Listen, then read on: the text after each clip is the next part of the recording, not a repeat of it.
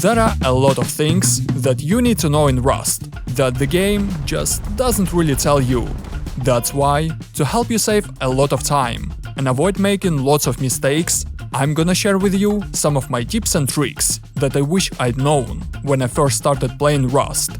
From the simple survival tips and quality of life hacks to some secret mechanics and snowball strategies.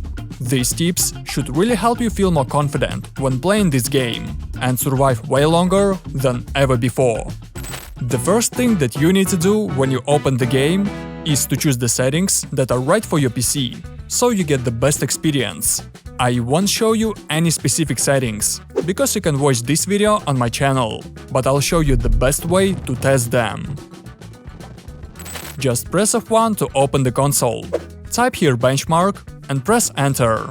This is Rust built-in benchmark, which will show you the most accurate FPS in a variety of scenes, biomes and environments, from clan raids and PvP to casual roaming around the map.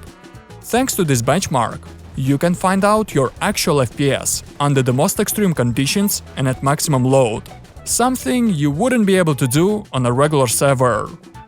Once you've found the ideal settings for your PC, you'll need to choose a server where you want to play. But in Rust, it's not just where you play that matters, but the day of the week too. Let me explain. On the first Thursday of every month, the developers release a content update. At this time, almost all servers wipes their blueprints and their map. This is known as a force wipe or a blueprint wipe and happens once a month. Plus, every week there's a map wipe in between the blueprint wipes. Some servers wipe the map on Monday, but most servers have the map wipe on Thursday. You can click on the server to read its description. It will commonly tell you the day for the map and the blueprint wipe. My advice is simple. If you don't have much time to play, or you don't want to break a sweat, just start playing on Monday or Tuesday on the regular servers. At that time, you'll be able to find tons of decayed bases with a lot of free loot. And while the online on the servers won't be at its peak, it won't be too low either. So you'll still be able to find some action and enjoy the game. Also, don't limit yourself to just official or community servers. There are a lot of modded servers where you can improve your PvP skills, building skills, and even raiding skills. If you don't know where to find these types of servers, be sure to check out this video on my channel. I leave it in the description below. Now, since you started playing on the fourth day after the wipe, there's a very good chance you'll find a broken workbench in a decayed base. Never throw it away. Take it with you and bring it to the outpost, or look for the repair bench. As you can see, you can fix it without using any scrap, so it's basically just a free workbench for you. Also, if you come across a decayed base with a loot room like this, you can check what's on the top floor, right through the ceiling. To do this, jump on this ramp, walk forward as far as you can, jump and press the kill button at the same time. You will have a split second to check what's above you, which can be insanely helpful. Another way to get some free loot is to run to the safe zone and farm some wood along the way.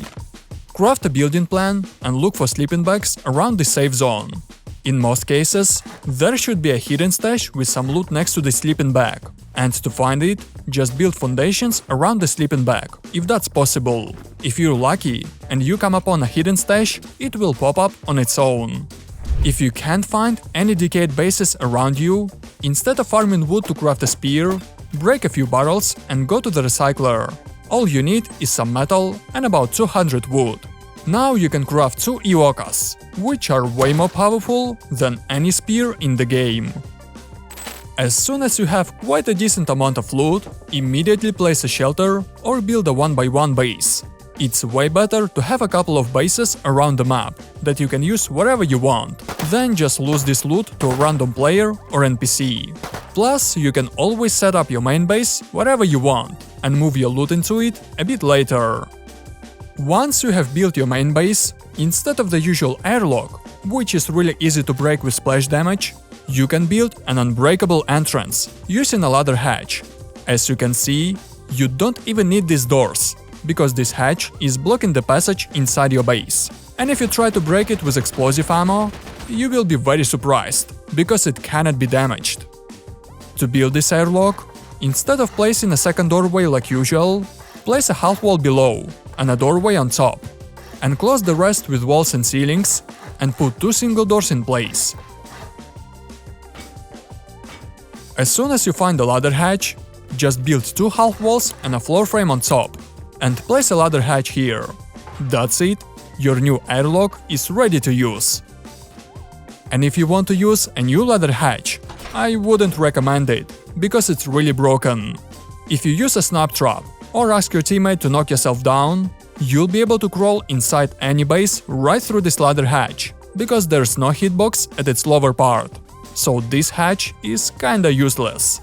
But if you still want to use it, you will need a lot of high wall. The easiest way to get it is to buy a scope at Bandit Camp for just 180 scrap, and then recycle it. As you can see, you will get almost 50 high wall for this scope, which is a great deal.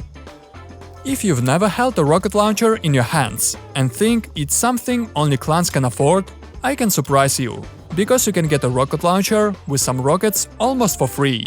All you need to do is head out to the deep sea and take a mission from this NPC in Floating City. The mission itself is really simple.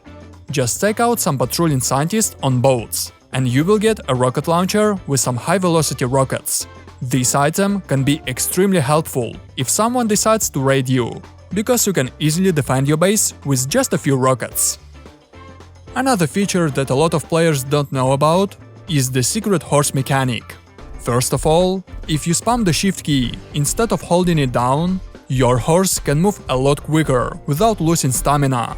If you can't spam the shift key, just go to settings, then click this button here and disable the first option.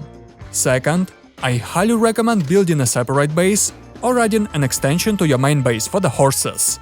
The more horses you have, the faster you'll be able to get to PvP or other actions. But that's not all. Thanks to the horses, you can get a lot of scrap for free. Just place some feeders as close to the walls as possible, and add a composter in the remaining space. Drive the horses inside your base and place them next to the feeder. Put some food in it and wait for the horses to poop.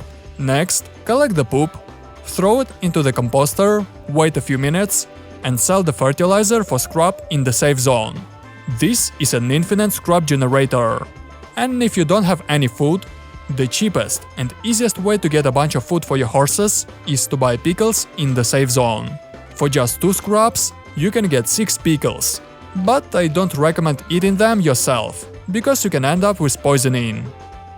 The next few tips will help you understand the game a little better. If you hear gunfire, don't rush in right away. There's a 90% chance there are 3 or even more other people hiding in the bushes nearby, just waiting the right moment to steal a free weapon. So if you're playing solo, always stay hidden, even if it seems that there's no one around you.